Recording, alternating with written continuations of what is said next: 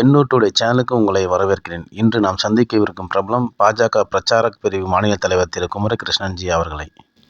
ஐயா வணக்கம். ஐயா வணக்கம். சமீபத்தில் பார்த்தீங்கன்னா திமுக அரசுக்கு ஒரு நெருக்கடி வரும்போதெல்லாம் மேடை பேச்சுகள் ராசா போன்றவர்லாம் சர்ச்சைக்குரிய ஒரு பேச்சுக்களை பேசி திசை திருப்புற முயற்சியை மேற்கொள்கிறாங்க.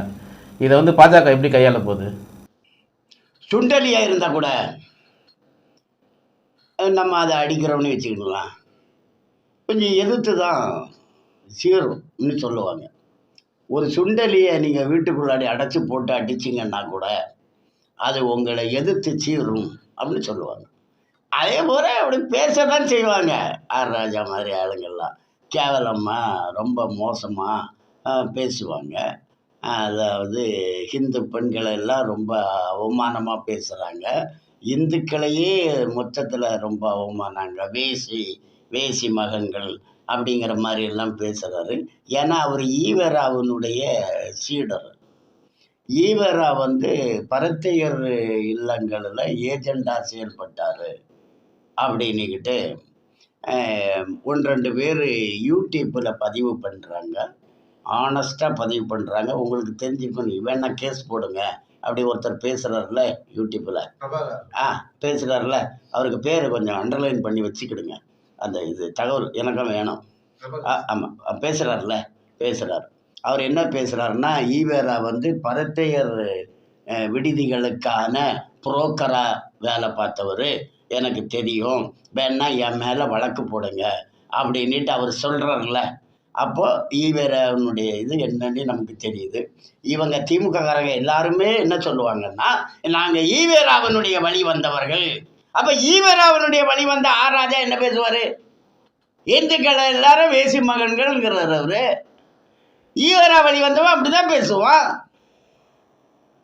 அது சுண்டலியாக இருந்தாலும் நம்ம சாக போகிற நேரத்தில் அது எதுக்கத்தான் செய்யும்.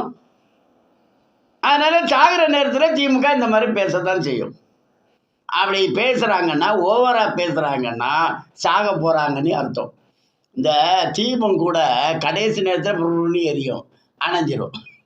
இது அணைகிறதுக்கான வேகம் திமுகவுக்கு. தொடர்ந்து அதிமுக கட்சி கூட்டணி இல்லை, பாஜகவுடன் கூட்டணி இல்லை என்று அறிவித்த வண்ணமே இருக்கிறாங்க. ஆனால் பாஜக கதவு திறந்து வச்சிருக்குன்னு சொல்கிற அவசியம் என்ன உங்களுக்கு?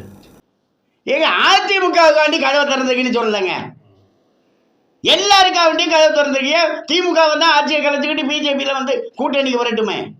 மோடியினுடைய தலைமையை நாங்கள் ஏற்கிறோம், நாங்கள் கருணாநிதியினுடைய ஊழலை விட்டு தள்ளிட்டோம், உதறி தள்ளிட்டோம், இனிமேல் நாங்கள் நல்ல அரசியல்வாதியாக வந்துட்டோம், ஈவேராவை தூக்கி போட்டோம் குப்பையில், இனிமேல் நாங்கள் பிஜேபி ஆதரிக்கிறோன்னு திமுக வந்தாலும் கதவு திறந்தா இருக்கு. கதவு திறந்து இருக்குங்கிறது எல்லாருக்குமாக. நாம் என்ன சொல்கிறோம்? நரேந்திர மோடி மீண்டும் விவேகானந்தர் மாதிரி ஒரு லட்சிய புருஷன், மீண்டும் ராமபிரான் வந்த மாதிரி நரேந்திர மோடி நேர்மையானவர். அவருக்கு ஈடு இணை வேற இல்லை, உலகம் புறாவுமே இல்லை. உலகத் தலைவர்கள்லாம் காலில் விழுறாங்க. உலகத் தலைவன் இந்தியாவில் உருவாகி இருக்கிறான், கண்ணபிரான் மாதிரி. அதனால எல்லாருக்கும் கதவு திறந்துருக்குது, எல்லாரும் வாங்க நம்ம கூப்பிடுறோம். இப்போ முருக கடவுள் அரக்கனை வதம் பண்ணார். அரக்கனை வதம் பண்ணிக்கிட்டு கூடவே வச்சுக்கிட்டாரு மயிலாட்டம் சேவலாட்டம். அதே போல திமுக கூட எல்லாத்தையும் விட்டுக்கிட்டு வந்தால் நம்ம சேர்த்துக்கிறோம். திமுகவுக்கு தான் திறந்துருக்கு கதவு, எல்லாருக்கும் தான் திறந்துருக்கு. அப்படி தான் சொன்னமே ஒழிய அதிமுக நீங்கள் அதே ஒரு கண்ணாடியே போட்டு பார்க்குறீங்க, அதிமுகவுக்கு தான் திறந்துருக்குன்னு சொல்கிறோம் அப்படின்ட்டு. அதிமுகவுக்கு மட்டும் நம்ம சொல்லலை, அதிமுகவும் தான் எல்லாருக்கும் தான். ஆனால் எடப்பாடி என்ன பண்ணார்? கூட்டணி இல்லை. யார் அவர்கிட்ட கேட்டா? இல்லை கூட்டணி இருக்குன்னு நம்ம சொன்னோமா? கதவு திறந்துருக்குன்னு சொல்லாத கட்சி எது? அதிமுக சொல்லுதா இல்லையா கூட்டணி பார்த்துட்டு இருக்கோன்னிக்கிட்டு? திமுக சொல்லுதா இல்லையா கூட்டணி பார்த்துட்டு இருக்கோன்னிக்கிட்டு? எல்லாரும் தான் கதவு திறந்து வச்சுருக்காங்க. அரசியல் கட்சினா கதவு திறந்தா வைப்பாங்க.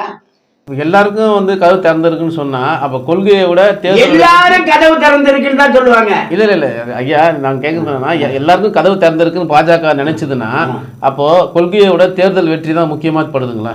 இல்லையே, அது கொள்கைக்கும் தேர்தல் வெற்றிக்கும் என்ன இருக்கு? எங்க கதவு திறந்திருக்கு. நாங்க தானே எங்களை ஆதரிக்கிறதுக்கு எல்லாரும் வாங்கன்னு சொல்றோம். பிஜேபி ஆதரிக்க வாங்கன்னு சொல்றோம். எல்லாரையும் கூப்பிடுறோம். நாங்க உங்களுக்காக வேண்டி அட்ஜஸ்ட் பண்றோம்னு சொல்லலையே. 1998 கூட திமுக தான் எங்களை ஆதரிக்க வந்தது. 99 அதிமுக தான் எங்களை ஆதரிக்க வந்தது. 98 அதிமுக, 99 திமுக. அவங்க தான் பிஜேபி ஆதரிச்சாங்க. நாம இப்ப அவங்கள ஆதரிக்கலையே. அப்படி கிடையாது. எல்லாரும் வாங்கன்னா அப்ப எல்லாருக்காக வேண்டியும் சாக்ரிஃபைஸ் பண்ணிக்கோன்னு அர்த்தமா? நீங்க எல்லாரும் என் கூட வாங்கன்னு நான் சொல்றேன், அப்போ உங்க கொள்கைக்கு நான் வந்துருவேனியா? அப்படி அர்த்தம் கிடையாது. உங்களில் ஒருத்தர் குடிகாரராக இருக்கலாம், அதுக்காண்டி நான் உங்கள் கூட வந்து குடிப்பேன் அர்த்தமா? அப்படி கிடையாது. உங்களில் ஒருத்தர் ஒரு மாதிரி பண்ணுவீங்க, சாப்பிடுவீங்க, அது நானாக தான் இருப்பேன். நீங்கள் தான் என் கூட வாங்கன்னு சொல்கிறேன். பிஜேபி தான் எல்லாருக்காக வேண்டி கதவு திறந்துருக்குது வாங்க அப்படின்னு சொல்லுதே ஒழிய உங்கள் கொள்கைக்கு நாங்கள் வாரோம் அப்படின்னு சொல்லலை. பிஜேபி அப்படி ஒரு நாளும் சொல்லாது. எங்கேயுமே அப்படி சொன்னது கிடையாது. எங்கேயும் கிடையாது.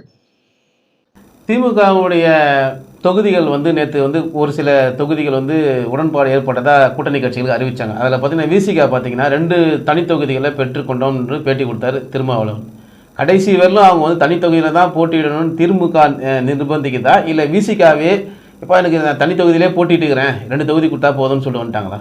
விடுதலை சிறுத்தைகளுக்கு திமுக தொகுதி ஒதுக்குறதுங்கிறது என்னது? அது இந்த ஹோட்டலில் அந்த சர்வருக்கு டிப்ஸு. அது டிப்ஸு. அவங்களுக்கு தான் சம்பளம் கொடுக்குறாங்கல்ல. சம்பளம் கொடுக்கறதுனால தான் அவங்க கூட்டணியில் இருக்காங்க. ஏது சம்பளம்? லாபத்தில் பங்கு. லாபம் ஏது? ஊழல் பண்ணி சம்பாதிக்கிறது. அதான் 4000 கோடி இந்த மீண்டும் தண்ணி தேங்காமல் செலவு பண்ணிட்டோம் அப்படின்னு நேரு சொன்னார். KN நேரு 98 முடிஞ்சிடுச்சுன்னாரு. அப்புறமா கேட்டாங்க, ஏப்பா தண்ணி எல்லா இடமும் தேங்கி நிற்குது, நீ எப்படிப்பா செஞ்ச? அப்போ அவர் சொன்னார், 42 தான் முடிஞ்சிருக்கு, மீதி இருக்கு. எல்லாம் 98 முடிஞ்சிருக்குன்னு. அப்புறம் இப்போ 48ங்கிற. அப்போ 98க்கு 48க்கு இடப்பட்ட அந்த பணம் என்ன சுருட்டிடலாம் நீ பார்த்தியா? அப்போ முதல்ல சொன்னது உண்மையா, இப்போ சொல்கிறது உண்மையா? அப்படி சுருட்டுறாங்கல்ல, இது ஒரு உதாரணம். இதே மாதிரி சுருட்டுறாங்கல்ல, இதில் பங்கு கொடுப்பாங்க கூட்டணி கட்சிக்கு. அதனால தான் அவன் கேட்க மாட்டான். வேங்க வயலில் மலம் கலந்தானே பட்டியலில் மக்கள் பயன்படுத்தக்கூடிய குடிநீர் தொட்டிகளை இதுவரைக்கும் கண்டுபிடிச்சானா?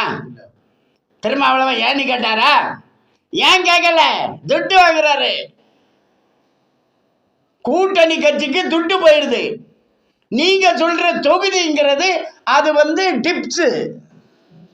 அதை டிப்ஸ் 5 கொடுத்தா என்ன 10 கொடுத்தா என்ன வாங்கிட்டு போக வேண்டியதுனே.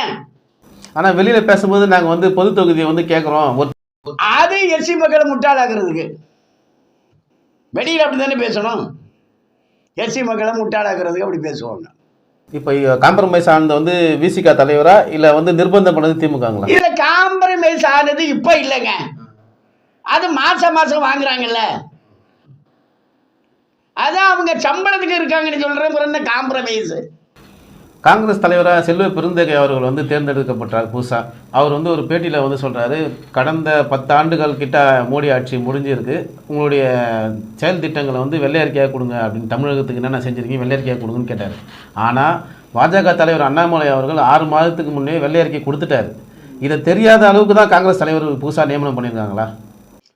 அவர் இன்னொன்று மக்கள் தலைவர் அண்ணாமலை 2018 காங்கிரஸ் ஆஃபீஸை அடித்து உடைச்சவர் செல்வ பெருந்தகை. காங்கிரஸ் ஆஃபீஸே அடித்து உடைச்ச அந்த மாதிரி ஆளவர். போகாத கட்சி கிடையாது. அவருக்கு என்ன தெரியும்? நீங்கள் எந்த பேப்பரை எடுத்து பார்த்தாலும் எந்த ஒரு ஒரு வீட்டுக்குள்ளே போங்க அல்லது ஒரு ஆஃபீஸ் போங்க, அங்கே தினமலர் தினத்தந்தி 4 பேப்பர் இருக்குன்னு வச்சுக்கிடுங்களாம். அதில் எடுத்து அப்படியே ஒரு கிளான்ஸ் பாருங்கள். அதில் பிஜேபி 10 ஆண்டு காலத்தில் என்ன செய்தது, பிஜேபியினுடைய சாதனை என்னங்கிறது அதில் இருக்கும். எல்லாத்துலேயும் இருக்கும். குப்பையில் பறக்கிற பேப்பரில் கூட இருக்கும். அந்த அளவுக்கு பிஜேபி தன்னுடைய வெள்ளை அறிக்கையை எல்லோருக்கிடமும் பரப்பி இருக்கிறது. சுவர் விளம்பரம் பண்ணிக்கிட்டு இருக்கோம். பத்திரிகையில் மக்கள் தலைவர் அண்ணாமலை பேசிகிட்டு இருக்கிறாரு. 10 வருஷத்தில் 11 லட்சம் கோடி. தமிழ்நாட்டில் ரேஷன் கடையில் இலவச அரிசி கொடுக்கறது பிஜேபி, அங்கன்வாடியில் சத்துருண்டை கொடுக்கறது பிஜேபி, வீடு இல்லாதவங்களுக்கு வீடு கட்டி கொடுக்கறது பிஜேபி, கழிப்பிடம் இல்லைன்னா கழிப்பிடம் கட்டி கொடுக்கறது பிஜேபி, எல்லா வீட்டுக்குமே சுத்தமான குடிநீர் இணைப்பு கொடுக்குது பிஜேபி, முத்ரா வங்கியில் கடன் கொடுக்குது பிஜேபி, ஸ்டாண்டப் இந்தியா செய்ய ஏன் பெரிய தங்க நாற்கர சாலை, ஏன் கிராம சடக்கு யோசனா பிஜேபி, ஏன் பஞ்சாயத்துக்கு நிதி உதவி, smart city Chennai Tiruchi 12 city, Amrut நகரம் எல்லாம் மத்திய அரசு தான். தமிழ்நாட்டில் எது நடந்தாலும் எல்லாம் மத்திய அரசு தான் பண்ணுது. இதை 1000 வெள்ளை இருக்கு, 1000 காப்பி, லட்சக்கணக்கான பிரதிகள், கோடிக்கணக்கான பிரதிகள் எங்க பார்த்தாலும் இருக்குமே. இது இப்போ பிரதமர் நரேந்திர மோடி பேசியிருக்காரு. மக்கள் தலைவர் அண்ணாமலை எல்லா கூட்டத்திலையும் பேசியிருக்கிறாரு. அது என்ன செல்வ பெருந்தகை, அவர் என்னன்னு தெரியல, அவர் என்ன காங்கிரஸ்காரரா? காங்கிரஸுக்கு தலைவருங்கிறீங்களா? காங்கிரஸ் ஆஃபீஸை அடித்து உடைச்சவரே அவர் தான். நீங்கள் தலைவருங்கிறது எனக்கு புதுசாக இருக்குது. அவரை ஏன் தலைவராக போட்டாங்க? வேற காங்கிரஸ்காரர் இல்லையா? 2024 தேர்தலுக்கு பிறகு திமுக என்ற கட்சியே இருக்காது என பிரதமர் மோடி அவர்கள் சமீபத்தில் சென்னை மாநாட்டில் பேசுகிறார். இது அச்சுறுத்தலாக எதிர்கட்சிகளுக்கு மெசேஜ் தராருன்னு நினச்சிக்கலாங்களா? எதிர்கட்சிகளுக்கு என்ன, திமுகவுக்கு தானே சொன்னார். ஏற்கனவே காங்கிரஸ் இருக்காதுன்னு சொல்லிட்டார்ல. காங்கிரஸ் முத்து பாரத் சொன்னார்ல, இப்போ திமுகவுக்கு சொல்லியிருக்காரு. திமுக முத்து தமிழ்நாடு, திமுக இருக்காதுன்னு சொல்றாரு. அவர் யாரு? நரேந்திர மோடி. நரேந்திர மோடி ராமேஸ்வரத்தில் அந்த ராமர் வில்லுண்டிய அந்த ஸ்தலம், அந்த இடம் என்ன, தனுஷ்கோடி. தனுஷ்கோடியில் நீரில் மூழ்கி எழுந்து தவம் இருந்து திருச்சியில் பெருமாளை தரிசனம் பண்ணி அயோத்திக்கு போய் பிரதிஷ்டை பண்ணி குஜராத் மதுரா கிருஷ்ணருடைய அந்த மாளிகை நீரில் மூழ்கி போனது. அதில் முங்கி கிருஷ்ணரை தரிசனம் பண்ணி அப்புறமா தமிழ்நாட்டுக்கு தான் இந்த வார்த்தையை சொன்னார், திமுக இருக்காது. அவருக்கு வாயில் இருந்து திமுக இருக்காதுன்னு வந்துடுச்சுன்னா இருக்காது தான்.